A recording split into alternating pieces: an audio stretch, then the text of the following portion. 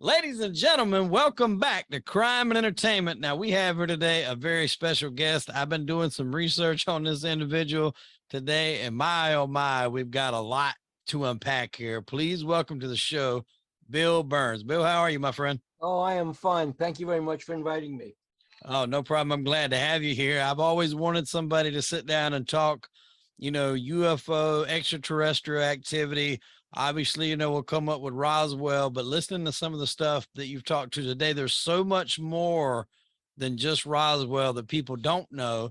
And then also, you have a number of other books pertaining to doctors that maybe prescribe a little too much to some of the stars of our past, Ghost in the White House, a vast knowledge on serial killers. So there's a lot to unpack here. Hopefully we can get most of it done in this one. We might have to have you back for a part 2. So I guess to start with, let's just kind of start. How did you get into this work? Did you know as a young kid you wanted to be a writer, or did things like this fascinate you? Did you yourself have an experience? What led you down this path? Well, I've been writing ever since I was in the 4th grade. My first business when I was 9 was my friend and I started a puppet show in the neighborhood where we took puppets, we transformed hand puppets into marionettes. Remember the old orange crates, the double-sided orange crates? Oh, yeah. We would wire them to one of those big old 9-volt batteries with a rheostat switch. And we have stage lights and footlights. I wrote the script and we basically made money. Wow. Early age entrepreneur in there for sure. So now getting into the UFO aspect, because that's where a lot of your, stuff is, like, what led you in that path? Well, just currently, I've always had an interest in that. I mean, if you were born in the 1940s during the war, and you were a child in the 1950s, growing up in the 50s, you knew that in 1952, the whole country went flying saucer crazy because UFOs invaded the airspace over Washington, D.C.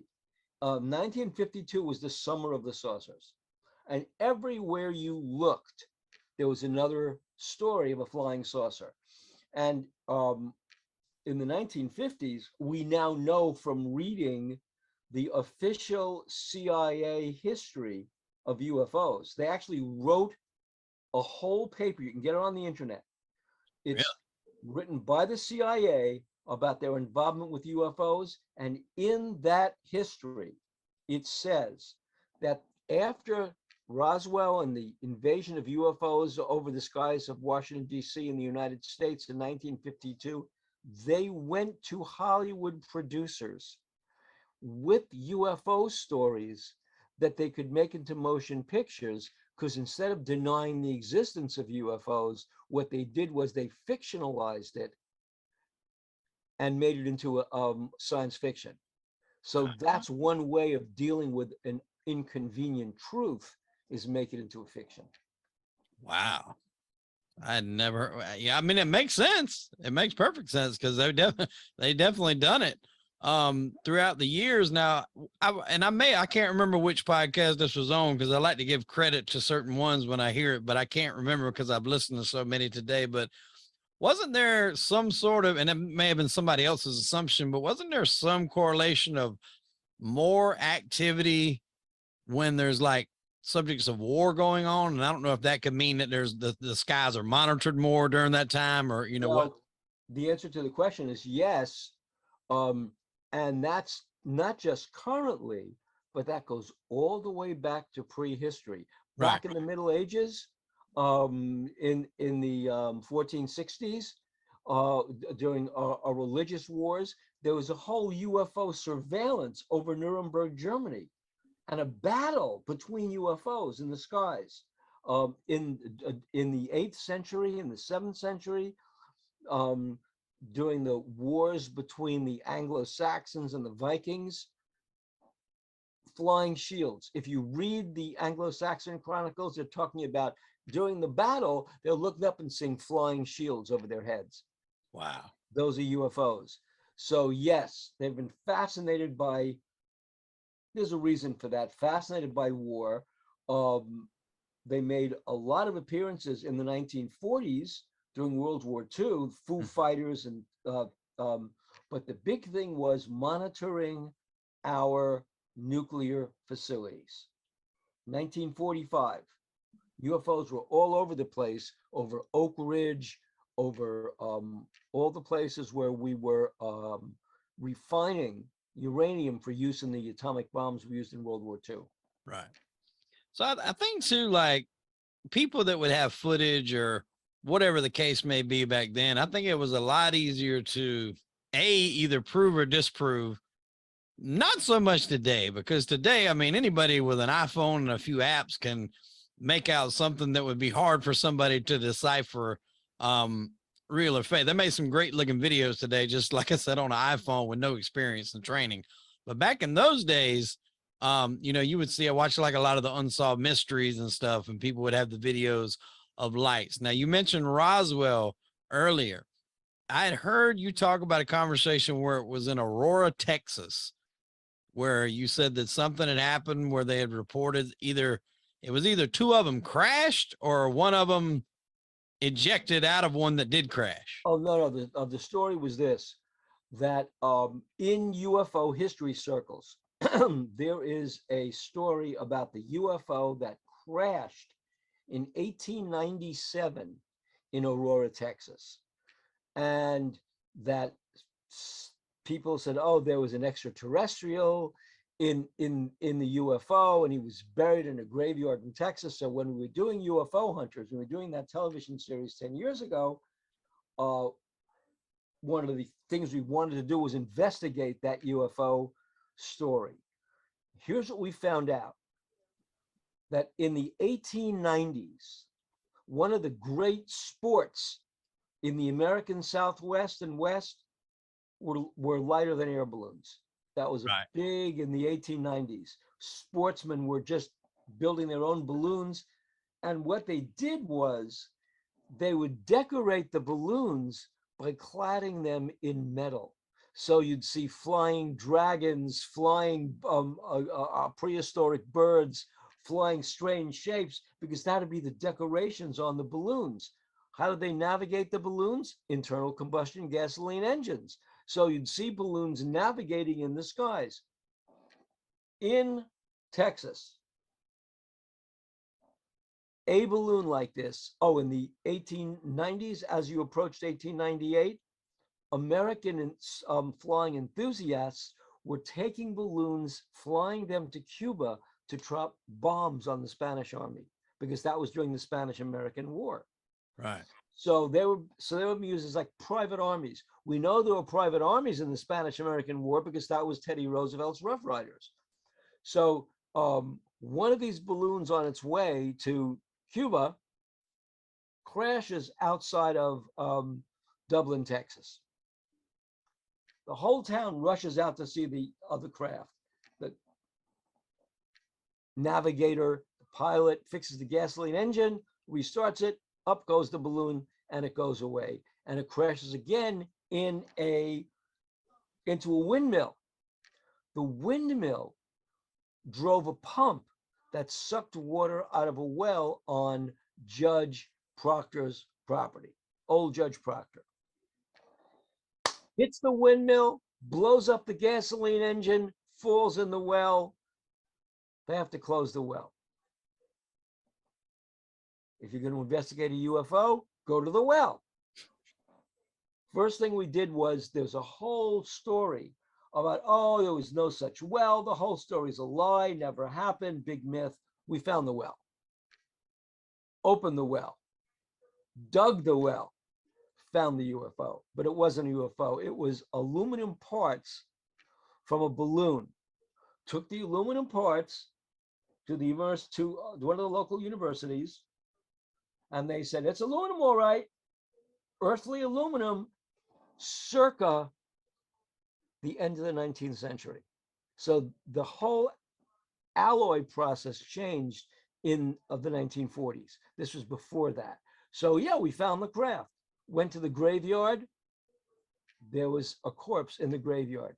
So the story was not a UFO, a balloon. That was the story of the And the guy got incinerated, right? the guy was like blown to smithereens. Yeah. Okay. Wow. That's crazy. And see, that's a lot of stuff that I've never heard of. Like, you know, when you take an average person that I guess maybe don't dive into this as deep as, you know, obviously you've written a number of books on it and done a number of TV shows, as you mentioned. Obviously, you know, Roswell, I think, is one that comes to mind. And then the Travis Walton story, Oh, Travis Walton, sure. which is Fire in the Sky. Right.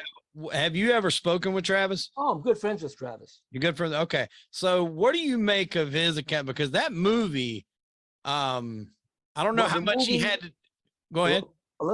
He told me that the movie was flat out fiction. See, that's a problem that a lot of times have. And I've interviewed some former mob guys in the past, and some of their likenesses have been portrayed, or either people that they know's likeness have been portrayed on film. And there's a total disconnect between what really happened and what they choose to put on film. So that's what I was curious of, is how much of what Travis said was actually portrayed in that film to be true. Here's what happened. They were logging in the woods. Right. Travis sees a light overhead and says, "Jeez, what is that thing?" And his friends in the truck say, "Hey, Travis, stay in the car. Don't get out." Doesn't listen, gets outside the car. Bam! He's hit with a beam of light, knocks him flat out. Whatever that craft was, that flying saucer, did a defensive move. It realizes it hurt somebody. It hurt a human being.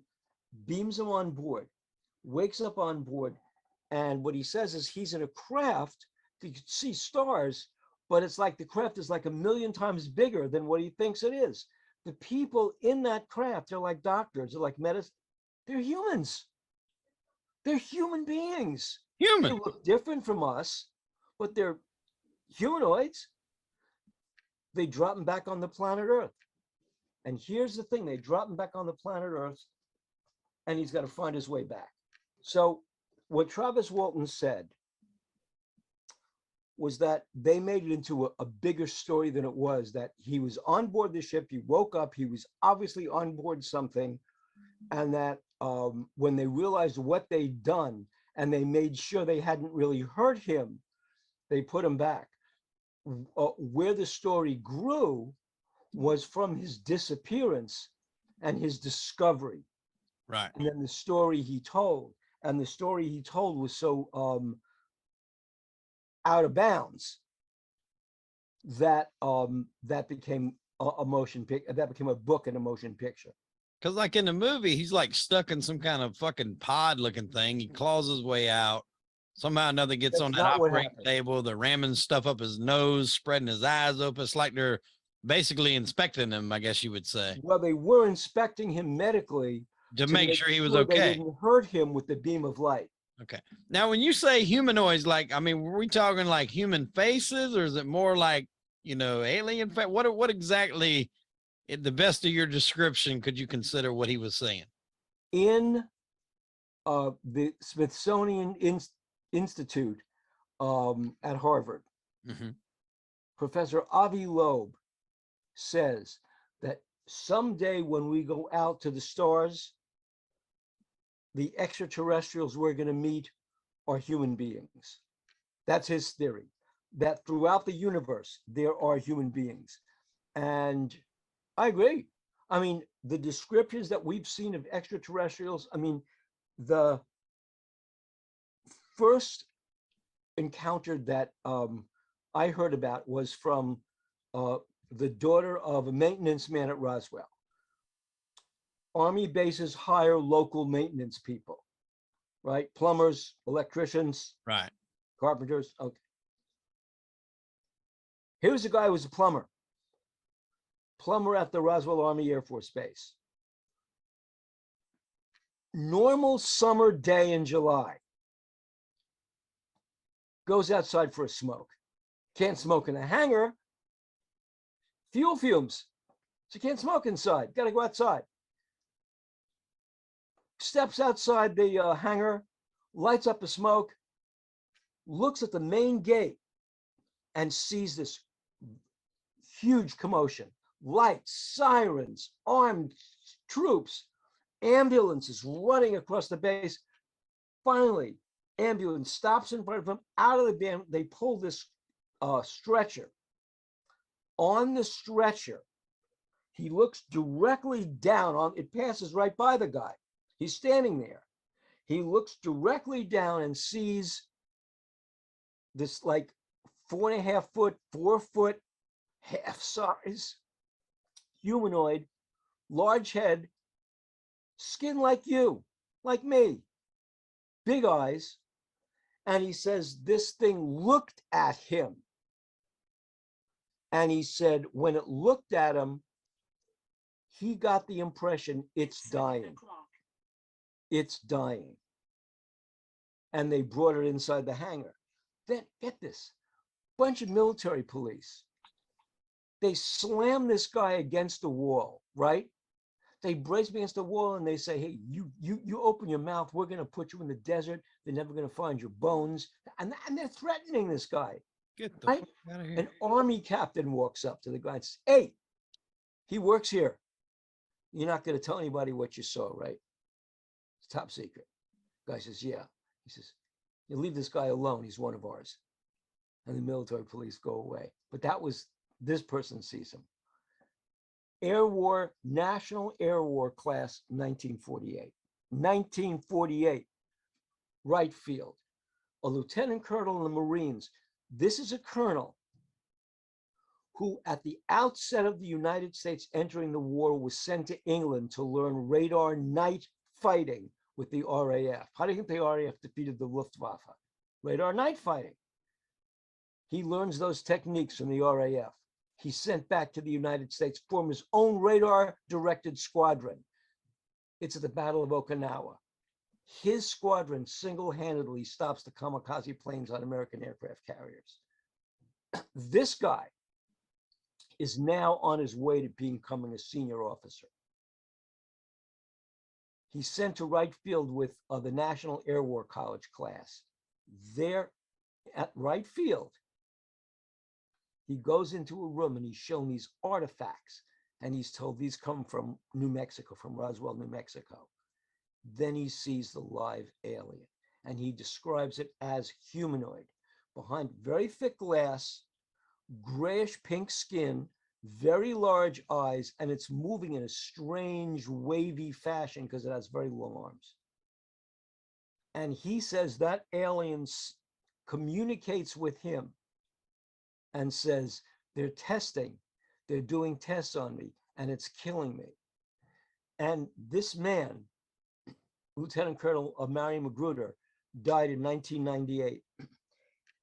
He told his children on the deathbed about this alien that he saw and said, I'm dying now. They're not going to do anything to me.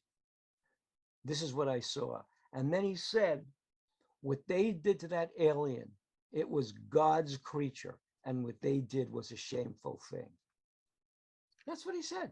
Wow. That's crazy. And then Bob Lazar put a whole new spin on this when he come out and started telling his story. I mean, he flipped this whole thing upside down. Well, one of the things that Bob Lazar was, first of all, George Knapp at KLAS in Las Vegas, KLAS, investigated that story and was there seeing the UFOs over Area 51 with John Lear, who was the son of the person who developed Lear jets. Lear jets, yeah. John Lear was a CIA test pilot. He actually had videotape, which he showed me, videotape of UFOs flying over Area 51, and we saw them ourselves when we were there. Wow. Now, they were reverse engineered. They were our craft, not their craft. Right. And now technically what Area 51 is no longer in Roswell. Didn't they kind of, well, I think what they call it Area 52 now. It's moved to Utah or something.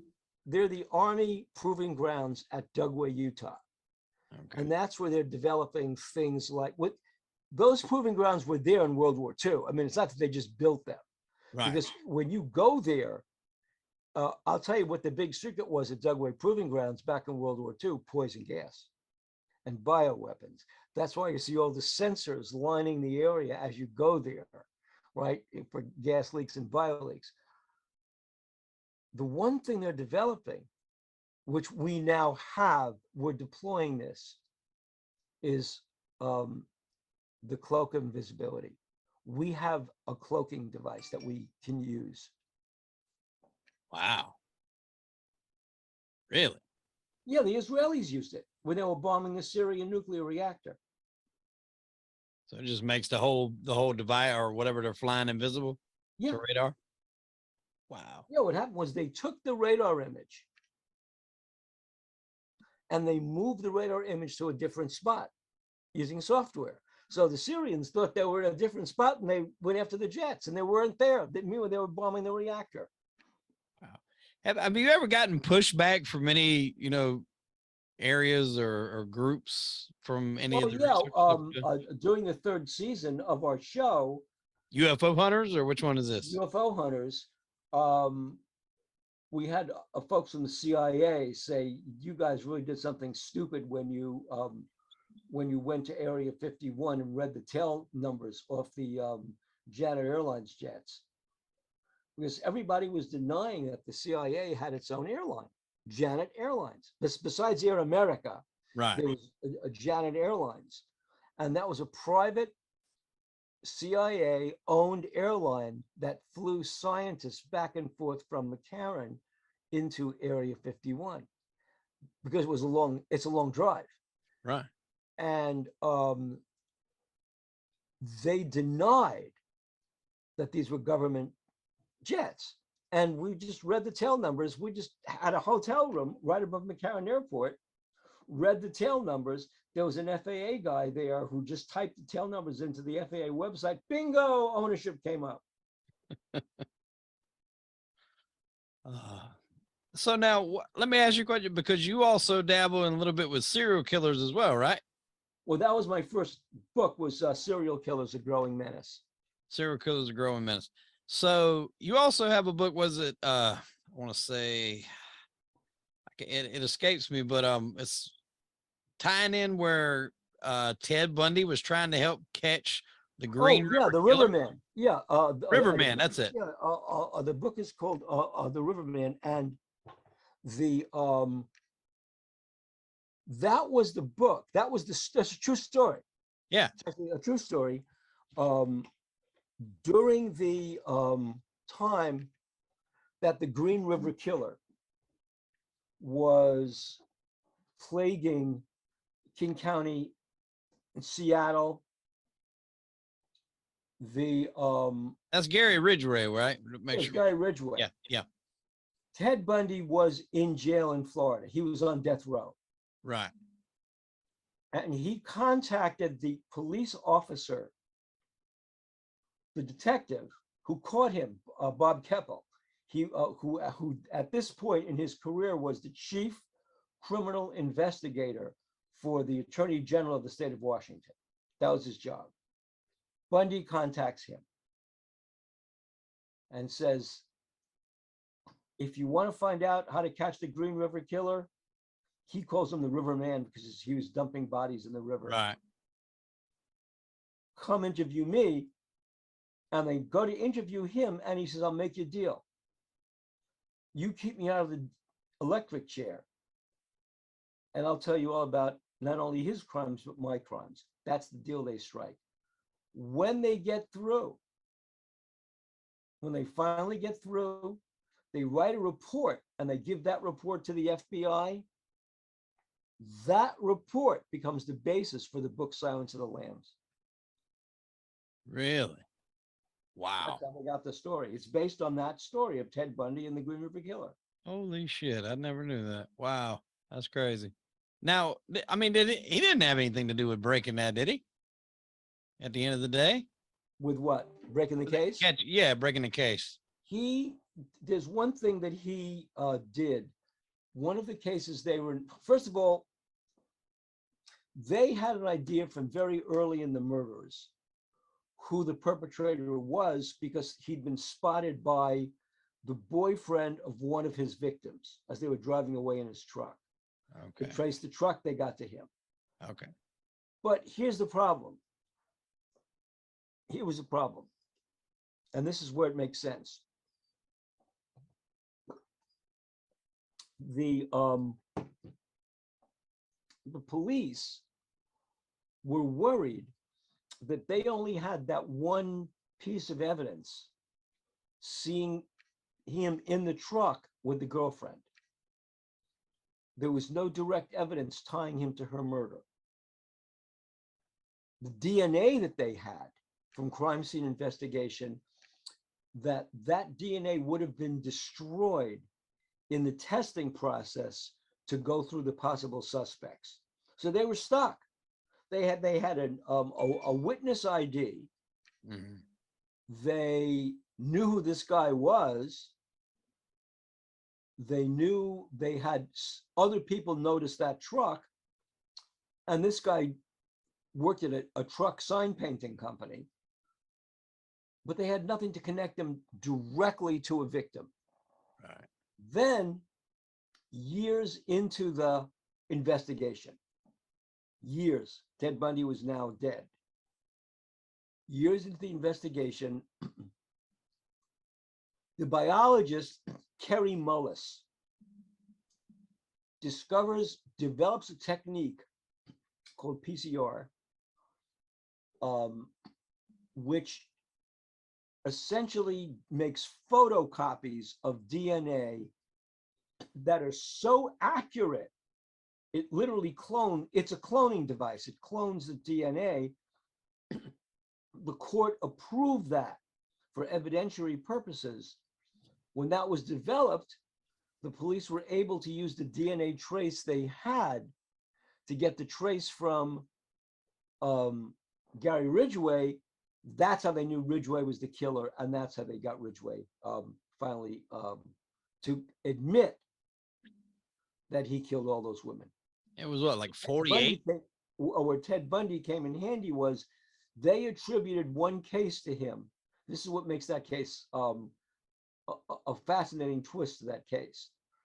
They attributed the case to him of a 36-year-old woman. He killed prostitutes. He was a prostitute killer. So they attributed that case to him, of this 36-year-old woman. But she stood out because all the victims he chose were either young women in their 20s or teenagers, runaway teenagers. Mm-hmm. Why is this? So what Ted Bundy said to the police was, this is not one of your cases. He was killed, this woman was killed by somebody else, not the Green River Killer. Why? Ted Bundy said, because she doesn't fit the victim profile. Sure enough, when they had Ridgway in interrogation, they gave him the case of Amina Agashev and said, tell us about this. Ridgway got mad at them. They said, what are you trying to attribute? I didn't kill her. I didn't know who she is. What are you trying to do? You're trying to pin the blame on me for another person's murder. That's what Ted Bundy did. Yeah, I think he was altogether, it was like 48, I think, that he got hit with. Yeah. Wow. I think I said second at the time, second prolific serial killer. I don't know if somebody's might have beat it by then. 48. One case that always fascinated me, and I'm sure you're probably aware of, the BTK. Typically, serial killers, is it common for them to take as big a break as BTK did? And by that, I'm talking Dennis Rader, for people that don't know. He would strangle people and leave the notes, sure. BTK, which was bind, torture, kill. But didn't he have like a 10-year gap? Yes. What happens is, what motivates a serial, as opposed to a mass murder. Right. What motivates a serial killer never goes away. Never goes away. It is an extreme form of sociopathy. I mean, extreme to the point where a Jeffrey Dahmer eats his victims. That's how extreme that is. Wow. And Dahmer's another interesting one. Like the amount of times that when you read in these documentaries where people were almost caught, you know, that it was right there. Didn't Dahmer have like, I don't know if it was like an Asian kid or something Right. like Yeah. that What that happened escaped was, yes, and found the police? and the police didn't do a thing. Yeah, they gave him back to him. I was Yeah, like, they excuse gave me, the sir. kid back to him, and he Here's your killed the kid. friend. And it was and it was the kid's brother. It was the kid's brother that then ratted him out to the police a second time, and that's when they caught him. The kid's Oh, brother. wow. And then, like he had bodies in the place whenever they came and searched and Oh everything. my God. They said, "What's in the fridge?" They opened it up. They saw heads. In fact, one cop said, in fact, I have the transcript. One cop actually said, "Hey, look, there are all these heads in here." Jesus Christ. Yeah, Raider, I mean, that just struck me as odd because a lot of these guys would, you know, continue until they got caught, or in some cases supposedly never get caught. You know, you got guys like the Zodiac and things like that. But Raider was just very interesting to me because he you know had done so many murders, didn't get caught, went that 10 years, and then just, I mean, just stupidly got him. I think he purposely got himself caught, or he couldn't have been that dense in the head that they weren't going to figure out and link it to him. I mean, he's communicating with the, what was almost the FBI or local police, but through like wanted ads in the newspaper. That's And right. then dropped the floppy disk off, and all they needed with that floppy disk, they traced it right back to the church, and his name's on there. I mean, Exactly. I mean, that just, I don't know. That one was always weird to me of how he could be so selective, so careful, so this, so that to get away with all those heinous things. But his confession was a brag. Yeah. His Oh, yeah. confession was actually the brag that he'd been able to go on for so long until the bragging itself got the best of him. Yeah. And you could tell when he was in court, didn't he act as his own attorney? That's right. Yeah, you could tell in He court. was just saying, "Look what I did." Yeah, you could I'll tell. go to jail. Well, how You're was not going she? to put me in the electric chair. I'll go to jail for the rest of my life. What do I'm a hero. Yeah, and that was, you could tell when he was in there. He was like, he was having fun with it. He was like, okay, well, what type of position was she in, and what type of, you know, things had happened to her. He was getting off on that in court. That's what serial killers do. They get off on reliving the crimes. That's what Bundy did. That's what Dahmer did. That's what they all do. Yeah. Wow. What about another particular? My daughter is actually teaching a class, right? She's actually substituting, but she's going to school for some of this stuff. So they let her do a class on different serial killers. Each person had to pick one and do a research paper on it. And one of them, I'm from Charleston, South Carolina. Have you ever heard of Pee Wee Gaskins? I heard the name. I don't know the case, but I knew the name. Okay, so he was like a real short guy. I mean, that's hence his name, Pee Wee. Right. Real short guy, but I mean, just mean as you can be. And his thing was he would kill a lot of hitchhikers, women, you know, some men too, and he would sink them in a marsh out here. That way there was always nobody, no crime. But I mean, he killed people in prison. At that time, I think he was one of the only recorded people to ever kill somebody while on death row. Somehow or another, he managed to make a bomb hooked to a radio that he gave the person in the cell next to him. So when he turned it on, it blew his head off. Wow. Yeah, he's a mean dude. And there was a book that it was called The Final Truth. And I think there's PDF copies you might can track down online. I actually have the hardcover. His daughter fought to stop it being printed. So they don't print them anymore. So they're kind of hard to find. I looked on eBay right now, and the books is going for like $1,000 and so. Oh, really? But it's very graphic. I mean, I read that book probably at a lot earlier age than I should have. So I read it again when I was in my 20s. And I mean, that book is just brutal. And like, he's even then, like before he wrote it, the guy that wrote it with him said that he had like PTSD issues from listening to all the shit that he did. And in the very beginning, you know, this is right before he's going to the electric chair. They've got pictures of him in death row. And he's like, you know, I want to make this very clear. I'm not asking for forgiveness. I'm not asking for anybody to see why I did it. He's like, it's just me. It is what it is. You know, this is just the truth. And I was just like, wow. And I mean, he done some brutal stuff to kids. I mean, just awful stuff. Did you hear about the Todd Kohlhepp case? That I didn't hear about. Okay, so it was a couple of years ago. They found the girl that was chained up in the like a storage container. She'd been missing for a couple months, and what it was he was a real estate guy, and he hired like her and her boyfriend to what was it, like clean houses or whatever, clean his real estate properties. He wound up killing the boyfriend, but he kept her alive in the storage container. And then finally, the police was able to track her down, and they found her like inside the storage container. But it was linked to a completely different murder in Spartanburg, where he went to this motorcycle shop and I guess was asking some questions and asked something that I guess wasn't smart. And some of the people there laughed at him about him asking that question. So he goes to his car, comes back with a gun, and just takes out the whole shop. It was like two brothers, a mom. I mean, just killed everybody in the shop. And for a long time, they had no idea who done it. No idea. But they linked it all back to him. You've got another book that I was wanting to talk about too. You like Ghost in the White House. Yeah, the White House is America's most haunted house. Really? I mean, stories abound of strange things in that White House. For example, President Eisenhower. President Eisenhower, the story goes that Eisenhower was walking through the halls on the second floor of the White House, family, and sees President Lincoln's, George Washington's ghost standing in a corner, just standing there. Eisenhower asks the engineer of the White House, the building engineer, what did I just see? They inspected it and they found out that the whole building in that corner was in a state of collapse, that the whole foundation needed shoring. So they had to move the Eisenhowers to the executive office building while they did the repairs, because of which they wouldn't have known about but for George Washington's ghost. Wow. Winston Churchill, when he was visiting FDR in the White House, saw President Lincoln's ghost, told FDR, I'm never going to sleep in the Lincoln bedroom again.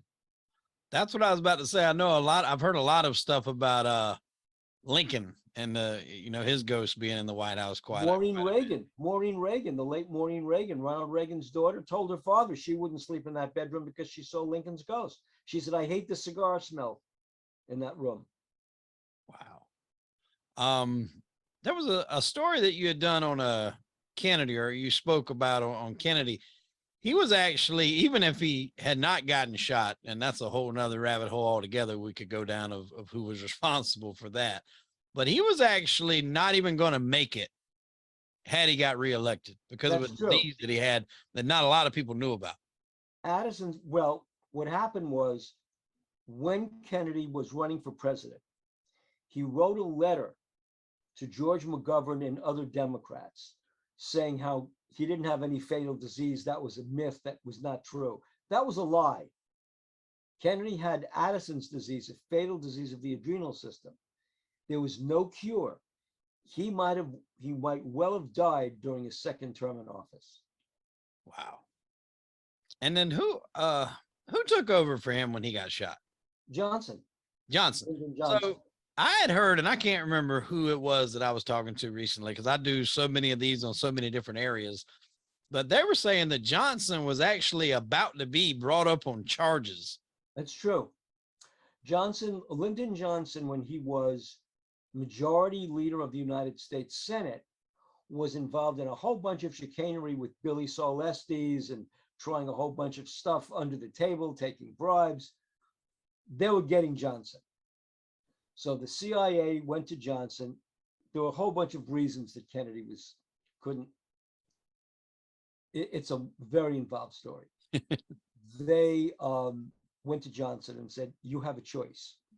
This is like Monopoly.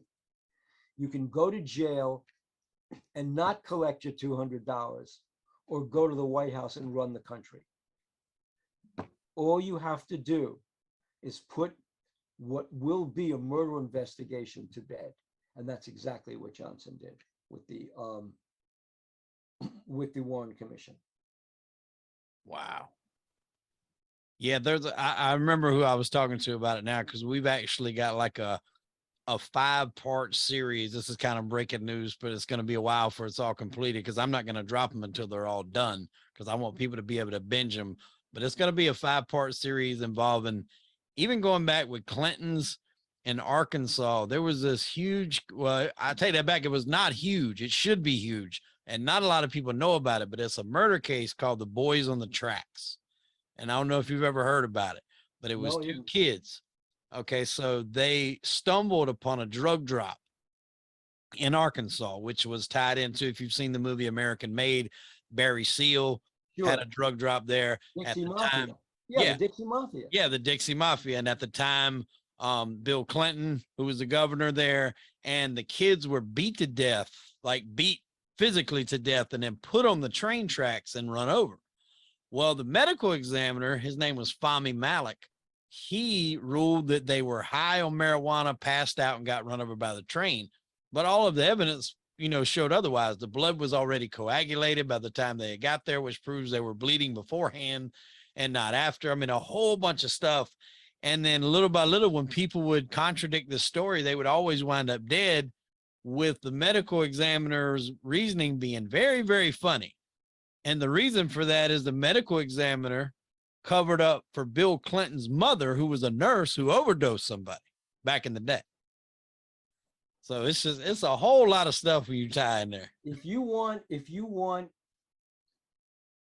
incredible Dixie Mafia true crime stories, how about the story of Billy Sinclair and Jody Sinclair, who broke the Dixie Mafia from inside Angola State Prison in Louisiana?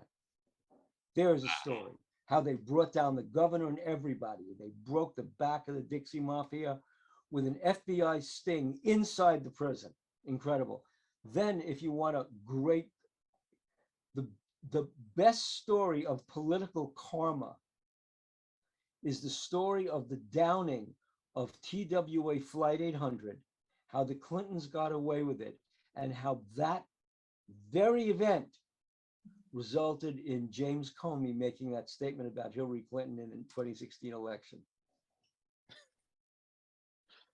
There's so many rabbit holes you can go down with the Clintons, man. It's not even funny. Right. Just like, I mean, I get people that I wouldn't even think somehow would be related to the Clintons, but it's just, whether it's with Epstein tapes or whatever, Well, they're always tied into it. But what about Hillary Clinton and UFOs? That's a story.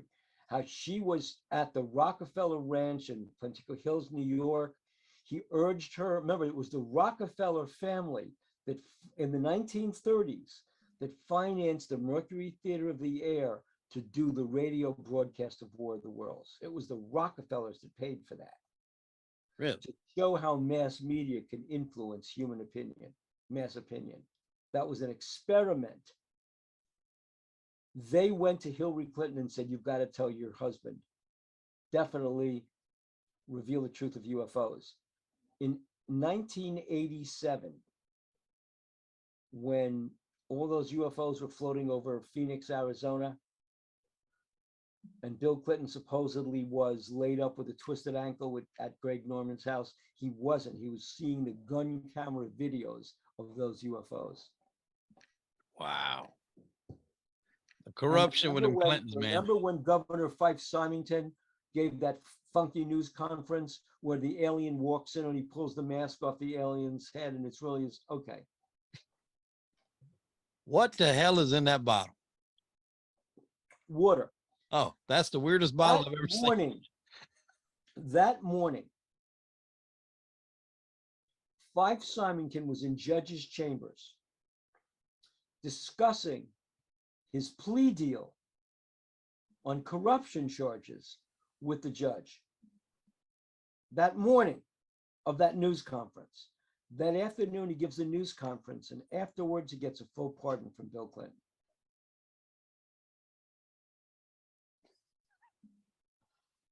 Oh, like I said, it's crazy how much shit you can tie to those people, man. The corruption runs so deep, and not just with Bill, with Hillary too. She's right there in depth with everything. when those two people go, and Bill's got to be up there. Bill's old. I mean, the last few pictures I've seen of him, he looks rather old. He's, But what is he, 76, 77, he looks older than that. 76, Is that it? 76. He looks in his damn 90s. I guess all the shit he's been involved in, he probably looks older, but the stories that them two will carry to their grave is probably uncanny.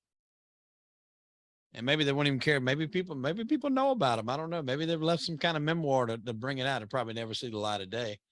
But you've got another book that I want to meet. You've got so many books, man. And we're going to put links to some of these in our show notes down here below.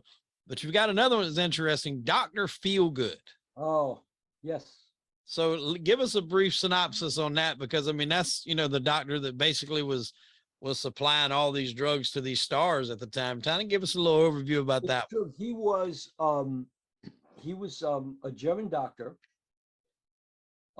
during the Great Spanish Flu of 1920s. So that's when he was practicing medicine. And he found that no matter what he did, and whether in the operating room, the examining room, his patients always died.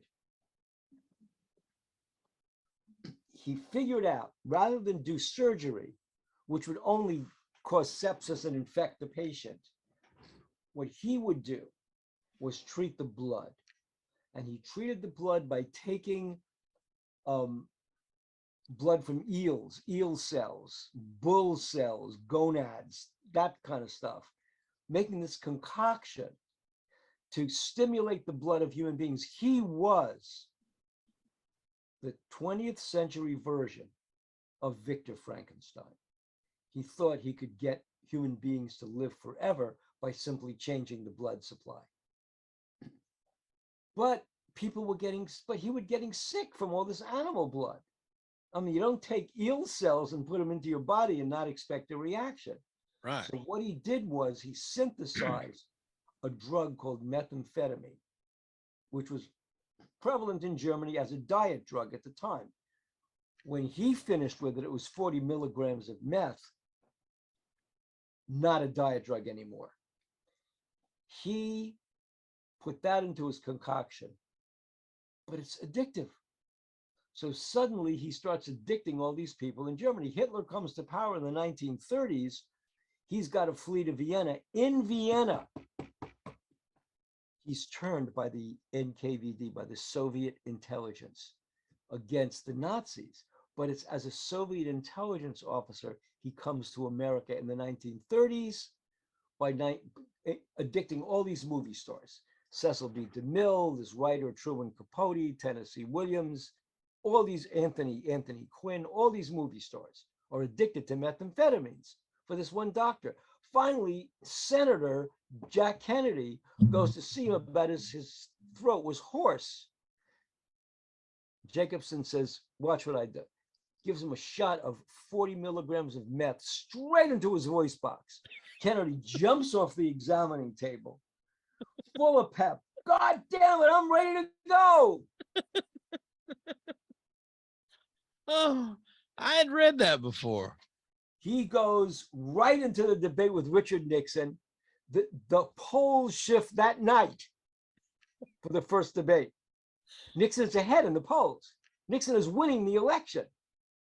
That night, Kennedy's performance in that debate switches the whole polls. He gets a shot of meth straight into his throat and goes in there and tears Nixon's ass up in the debates. That's exactly what happens. I bet he got shot up every time after that. He had something important to do. He was a pure addict. Yeah. For methamphetamines. I mean, and even after Bobby Kennedy threw the doctor out of the White House and said, you just get back to New York, just get the hell out of here, you quack, get out of here. After that, the doctor resigns. Kennedy says, no, meet me in New York. Kennedy meets him in New York. The doctor gives him 50 milligrams of meth. Kennedy rips off his clothing and starts running through the Carlisle Hotel.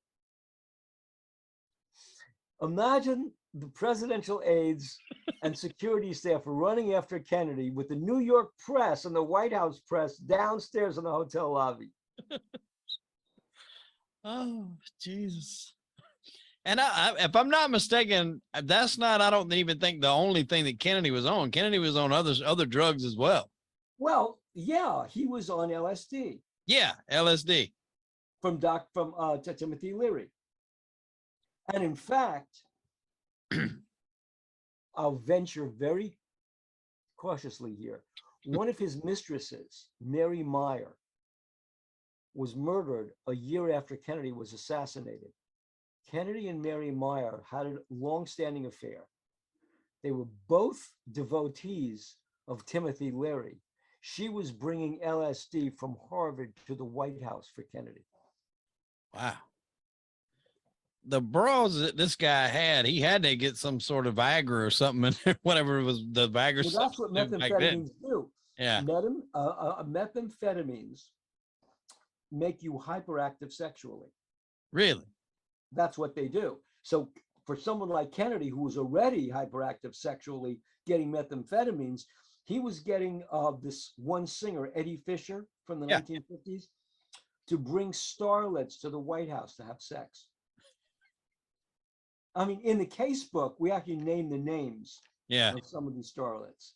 Who was there? Anne Margaret was one of them. And Wire Sisters. So that was Kennedy. And toward the end, no, there was Marilyn Monroe, of course. We all know about that. But toward the end, Kennedy would go to New York. He'd slip away from his Secret Service detail and visit prostitutes along Columbus Circle in Manhattan. And not even his aides knew where he was. And the thing was, they said Kennedy could just easily be abducted or killed. Yeah. And so what they said was, he's got to go. That's when they went to Johnson. Wow. So what do you, I mean, like you said, so that's when they went to Johnson. I mean, do you believe this was obviously a controlled assassination? Who do you believe was behind it? We spoke to the head, the Secret Service head of the Jackie detail, who pointedly said, look, that shot came from above Dealey Plaza from the grassy knoll, didn't come from Oswald. Wow. Because see, I've had, especially here lately, I've had so many people on this show with different theories that there was even a gunman in the sewer, like at a lower angle. I'm not sure if he took the shot, they said, but there was multiple gunmen, and one of them even said that one of the shots may have come from inside the car. Well, what the thing was, that for a professional assassination, there are multiple shooters, not just one person. But what this one Secret Service guy said was that after he saw the shot, he jumps on Jackie to protect her from bullets, right? So he's going to take the bullet that would come to the limo. He's on top of Kennedy and Jackie, both of them.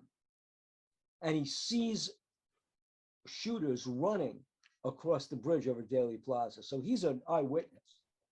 Well, one of them too, and I don't know if this, I may or may not be off on this, but the shot they went through his throat, supposedly that one was fixed up, like stitched up by a doctor. And there's a rumor that when the bodies went to, I guess, wherever they done the medical examiner, that wasn't even Kennedy's body that went there. Well, there was a story of Parkland Hospital where Kennedy's body was first taken. Right. And they didn't let Jackie in, but they did let the Secret Service in with the body, and they did fix the wound because the story was going to be always one shooter. Right. Lyndon Johnson, he's on tape telling Senator Richard Russell, I don't believe in the single shooter theory either. You know, the bullet making the U-turn from Connally to Kennedy. I don't believe in the single shooter theory either. But get this, this is from Lyndon Johnson. He's saying more than one shooter means a conspiracy. If it's a conspiracy, it means Russia. Do we want 40 million people to die in a nuclear attack? when President Kennedy isn't coming back, go with the single shooter theory. And he convinces Richard Russell. How do I know this? Besides the fact that it's on tape, my co-author, Philip Corso from Day After Roswell, is on the extension phone because he was working for Richard Russell. Get the fuck out of here. Wow. So who do you think ultimately was it? Do you think it was more CIA or more mafia? Because a lot of people, CIA. So you don't think the mob played any part in that, or do you think there was a cohesive unit? Yeah. Because I mean, I know he pissed off a lot of the mob guys. Carlos Marcello was one of the biggest ones that wanted him. Well, sure, because Kennedy wouldn't follow through on letting Sam Giancana off the hook. Correct. And then they had that beef too. The I forgot where it was. Well, it was Judy Campbell who was going back and forth. Yeah. Was it Judith Campbell or Judith Exner? Well, it's the same person. Same. Okay. Okay. So that was her middle name? Yeah. I've heard that name mentioned twice, but I've always heard it as Judith Exner. But then Judith Exner Campbell is okay. Judith Exner Campbell. Okay. All right. I got you. That was what was confusing me because I would hear two different names, but everybody liked her. Mickey Rooney liked her. Yeah. She got slapped around by the mob. Jerry Lewis wanted to have an affair with her. He got slapped around by the mob. Wow. And then too, I mean, there was an incident, and I believe it was like where they were the CIA was trying to partner up with Giancana. Obviously, they wanted to take out Castro, who at the time was in Cuba and was taking out a lot of their casinos. A lot of those mob guys lost a lot of money. Oh, sure. Things. That's what Castro did. And especially Meyer Lansky. I want to say Meyer Lansky had put a bulk of his that's correct. Earnings financed those casinos under Batista. Yeah, so everybody had at that point in time had a common enemy, and it was something along the lines of the room was bugged or something like. Giancana wanted him to bug a female or something like that. Anyways, the bug got found, and then the deal with them kind of fell apart after that with Giancana. But Giancana his girlfriend was Phyllis McGuire. The McGuire sisters. That's what I mentioned earlier. Yeah. Yeah, she's still alive. Yeah. Yeah. So crazy how all these things intertwine and lead back to each other, isn't it? Yeah, she told us a story about she had migraine headaches, and Dr. Feelgood, the same guy who treated Kennedy, treated her for migraines. And so they were sitting in Las Vegas, and Sam Giancana said, "Oh, I've got this terrible headache." So Eddie Fisher says to Giancana, Phyllis McGuire tells the story.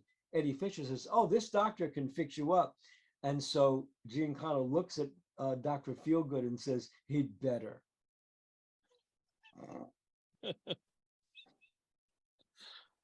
Did he also prescribe Marilyn Monroe her stuff? Yeah, that's how she died.